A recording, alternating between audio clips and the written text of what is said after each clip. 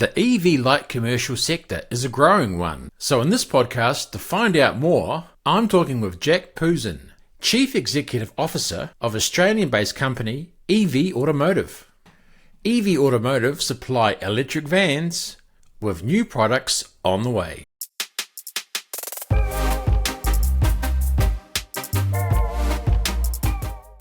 Hello, Jack. Hi, how are you? Good, thanks. Good to be able to talk to you. Excuse my background. I've had to stop on the side of the road and I'm in one of our vans.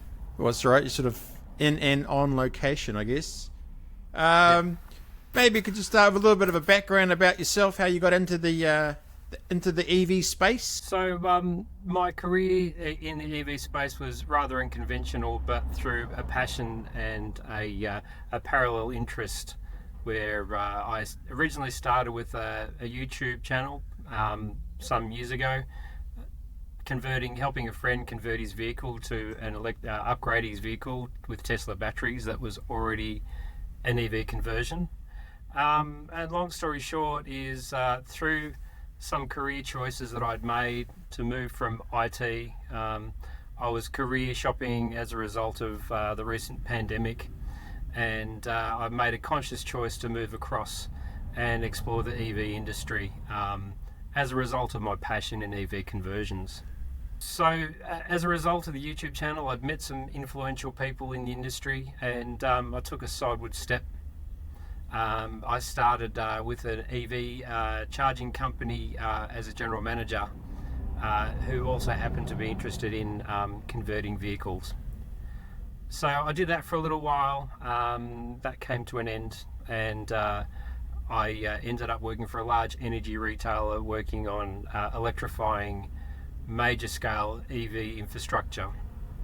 So that's for bus and truck depots. So you can imagine 100 buses with very large batteries, and how you would electrify that depot and charge those buses so they're ready for their routes tomorrow. So I spent well over a year doing that, and that finished up with my contract, and this opportunity came up to be a CEO of an EV vehicle company. So I've been in it for just over 3 months now, and it's been an absolute amazing learning opportunity. Yeah, maybe just could tell a little bit more about the business and what your role is. So Chief EV Automotive, Executive Officer, I should. Yeah, yeah. As the CEO, EV Automotive has been going for about 5 years, doing the commercial vans and these mini buses that I happen to be sitting in, and it was an opportunity for the business to establish itself, and then they've expanded. Obviously, during the pandemic, things slowed down in transport, and since we've emerged from the pandemic, the directors, approached me to help grow the business. So, I've got some, fresh ideas, and I am an absolute EV enthusiast. So, it's an exciting time to be part of an EV company and take it to the next step. So it's mainly vans, is it? Mainly right now it's vans. Or? So the last 5 years we've been very fortunate that the groundwork has been laid for the business in vans and support, and the homologation and all the bits that go towards bringing a vehicle to the country. So the next evolution of the business is taking it to introducing an SUV, a Skywell SUV. And we're also introducing another OEM called Victory Auto. So we're introducing their product lineup for light commercial vehicles. So you can imagine something as long as a dual cab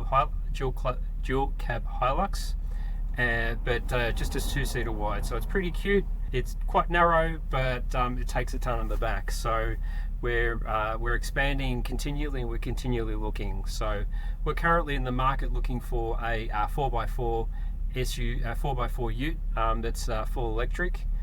We have seen a few overseas.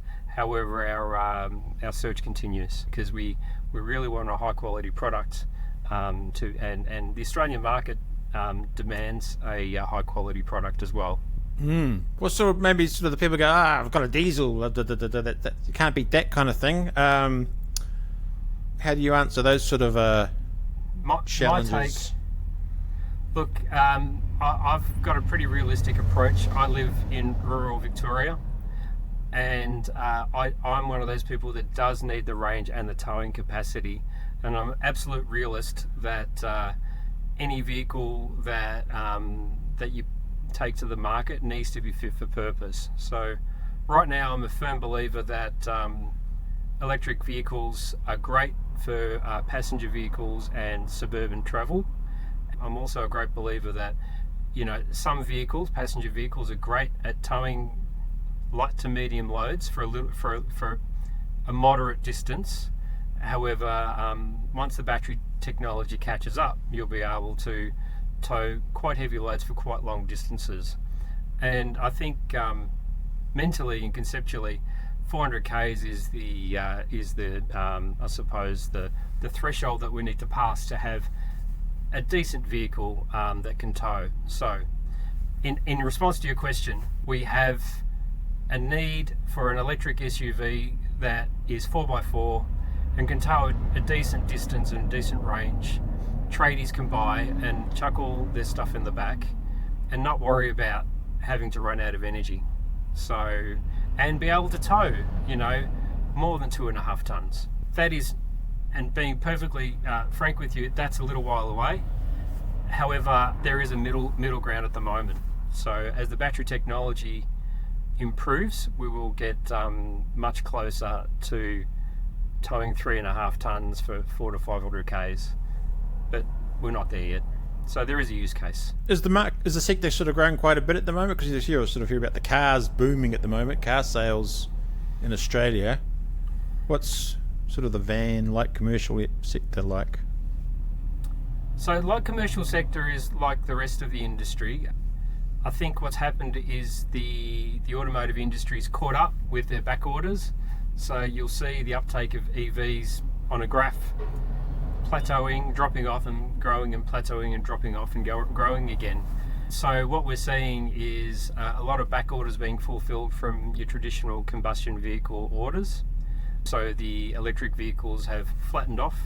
However, every now and again you get a boost. And what we've seen in the last 4 months in Australia is actually quite a high uptake of electric vehicles.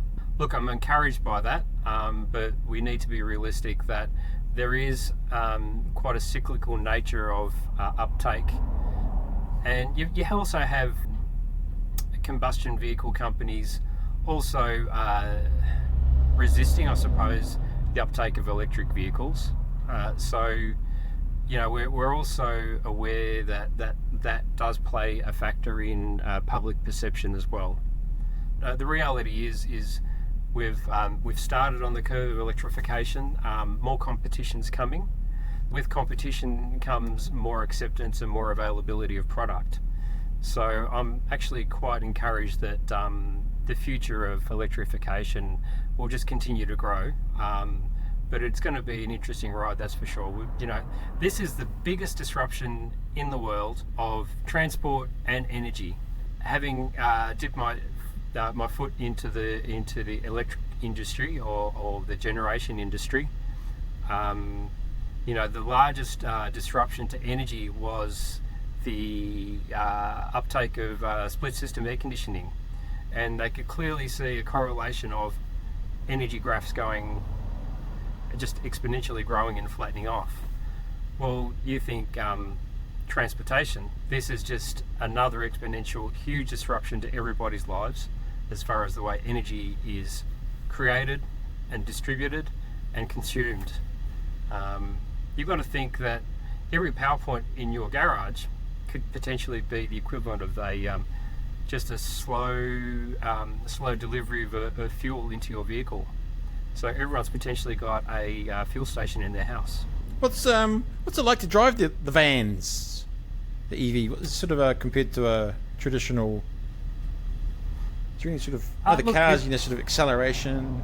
But for me, it's just a car. Sure, there's a few things that are slightly different, but once you put it in drives or hit it and hit the go pedal, it just goes. It's quiet, it's smooth. Particularly in these vehicles, we have a lot of aged care people who actually love the vehicle because it's quiet and smooth, and they really enjoy, particularly our van, because the windows are quite big. We had a van on trial, and our my account rep Peter was sitting in the back of the van, just assisting the trial. And they had Beryl at the back who didn't want to get out of the van. She actually enjoyed the journey from A to B to C. Instead of just getting out at the other end, she just stayed on. Look, that's a particular use case, but in real terms, it's quite smooth. You can charge it when you get back to your depot. You don't have to stop at a servo, as long as you're within the kilometre range and you've got decent charging infrastructure at home. What's the sort of the average range? You want to know a range? So our vans are 250 to 300 k's, and you put a bit of weight in it. We drive on a freeway. Obviously, that range is compromised. Not compromised, but that reduced. And but I'm quite excited that the new vans that are coming along can actually travel further. And the vans that I saw at the Skywell Design Centre look like something out of something out of Tron, with a rounded front end. Look like a Tesla on the inside. Quite excited by what's coming in the future. I guess, did you sort of go overseas a lot to sort of looking for new technology and products and stuff? I guess China. So my first day was flying to China to look at some vehicles. Some vehicles I just flat out said no to. Some vehicles I actually said yes please straight away. So if anybody was at Everything Electric in Australia earlier this year, you would have seen our SUV come in on the Saturday morning for the Australian release. So that vehicle was, I'm really proud to stand next to and point to and say this is ours, because it is just well quality, it is decent range, it's fitted out beautifully, it's a mid-size vehicle the size of a Tesla Model Y. It ticks all the boxes and it's perfect, and we're also quite competitive. Being a direct sales model, we can do more things than your traditional OEMs can't. How do you judge one when you foreign country, different language? Do they just give you like a spec sheet, or you're rolling on into some company and you go... There is a translate app on your phone, and I found that really helpful. Having said that, they do give you spec sheets. It's usually mostly in Asian writing and tiny font English, English writing. But it's not just in reading the spec sheets, it's actually the fit and finish, the feel of the vehicle, the drive of the vehicle. One vehicle I looked at, interior fit out wasn't great, and the drivability wasn't great. So those vehicles are pretty easy to cross off the list. I mean, as exciting as it is to be driving new technology, you also need to be realistic and reserved, because not only is it the technology of the vehicle you bring in, but it's also the support and how you support it. And my background back in the IT days was support and service and maintenance and customer service. So I bring that with me to this role as CEO as well. Well, maybe what is the warranty on your range? So it's 5 and 8, so 5 on the body and 8 on the battery. We're looking to extend that on our new vehicles that we're bringing in. We're in the process of homologating our vehicles. That means ticking all the boxes with the Australian government to make sure those vehicles are available on the road. And I understand you're in New Zealand. You're also New Zealand based. So yes. Once we've perfected it here, there's nothing stopping us to take it over the ditch there. After being to China, still the new technology, is there anything sort of in the future or the near future that's exciting you? It's really, actually, I'll take a step back. When I was in Nanjing, what was brought to my attention is Nanjing is almost the same population as Australia. And when we talk about vehicle volumes, we need to keep in perspective, similar to New Zealand, is that it's quite a dispersed population over a long distance. So you've got groups of people that live around capital cities and suburbia, but then there's a long space and then more groups. So support and service isn't a straightforward thing. Anyway, back to your original question as far as anything new coming. There's always something new coming. However, when I was in Nanjing, I would stand by the side of the road, and as a tourist in that country as well, I just stood on the side of the road and watched the traffic go by, and for, I don't know, minutes and minutes and minutes, I couldn't hear one combustion vehicle. All it was electric vehicles, being bikes, cars, buses, just silently going past, and all you hear is the tyres on the road just rubbing on the road. It was incredible, and I actually find that really exciting for our side of the world, so that we could actually do more of that here. I know New Zealand's a little bit ahead of the mark than Australia as far as buses and electric bus uptake. I think you're a little bit ahead of us there, so I'm excited for that to happen here, and it is happening here. Contracts are being awarded for electrification of large bus routes now, so you'll start getting those smelly diesels off the road. Also, you've got large truck companies like Team Global Express, where they've got 50 plus trucks that are electrified. It's starting, and that's the most important thing. I don't think I've answered your question correctly, what's coming down the pipeline. Everything. Maybe I could tell you about the design studio, where we saw the vehicles in clay and things covered in cloths. Obviously, there's specific Asian market, Chinese market slant on it, but you transpose that in Australia, most of that applies here. So a lot of the designs that they put in some of their vehicles won't come across in Australia because it doesn't gel with us. But certainly the bells and whistles, the convenience features, the range, all that infotainment stuff is coming. I mean, they have, in the Skywell SUV, they have an AI assistant called Shawei, and there's this cute little icon in the corner, and it talks back to you, and it says, hey, yeah. So I'd be super excited to get something similar in our vehicles here. Oh, and what about price of the what's the van cost? What's it going to set me back? So the van's nearer the 100k. Yep. But you got to remember, this is a high roof, large commercial vehicle that can take 1.7 tonne on the back. As a bus, it's a little bit more, but we also understand that the SUV, we're bringing that in, looking at bringing that in under $50,000 in Australia, which is extremely competitive.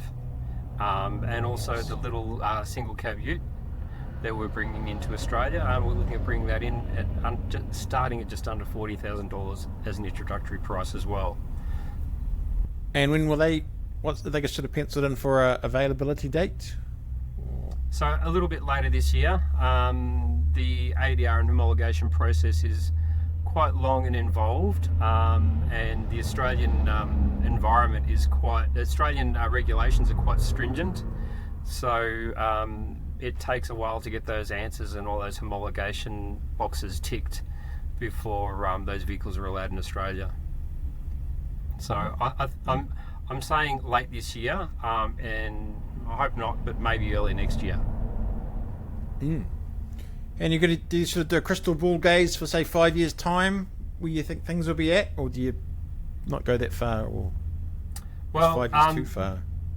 No, look, the statistics show in Australia that, and I dare say in New Zealand it's quite similar, is SUVs and utes are quite popular, and our future is in that space, and then working off the SUV demographic up and down as well, as far as the bigger and the smaller vehicles, and then the dual cab pickups or utilities that are 4x4. I'm quite encouraged that I know Geely, or Geely as some people say, are bringing out the radar, Radara I think it was. So that will certainly spur the industry on, because competition breeds competition, right? No, I think electric ute should be a winner. As long as they're fit for purpose and they do the job well. Jack, is there anything else you want to sort of cover off? No, look, if you want to look us up, just type EV Automotive in your browser, or ev-a.com.au, I think, off the top of my head. And EV, you could look at our products. You can connect with me on LinkedIn. And we're also on Facebook as well. Okay then, well Jack, thanks for your time. That was very interesting. And Thanks, Adrian. might see your vans here soon. Yes, well, we'll get it all perfected here, and then we'll talk about bringing it over to you, mate. Sweet, thank you.